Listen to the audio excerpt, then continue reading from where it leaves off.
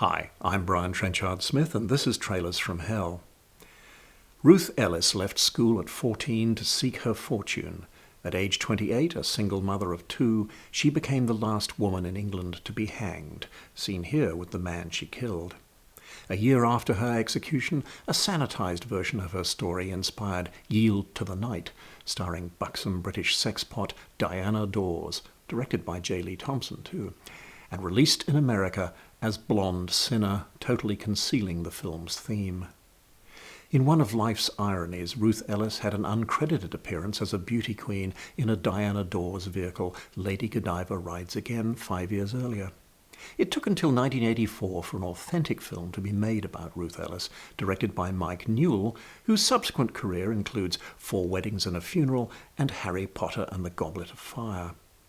Dance with a Stranger was critically acclaimed, won Young Cinema Award at the 1985 Cannes Film Festival, yet it was mishandled in the US, grossing only $138,000. But it firmly established Mike Newell as a director to watch. She was not the first woman to fall in love with a stranger. Newell mixed a docudrama approach with some film noir techniques, characters emerging from the shadows or reflected in mirrors. He shot the sterile, repressed 1950s with a subdued palette, enlivened by occasional flashes of vivid color. Ruth Ellis was a promiscuous, working-class girl who pumped 5 bullets into her sociopathic upper-class boyfriend. The film highlights the ingrained class prejudices that doomed their romance and sealed her death warrant.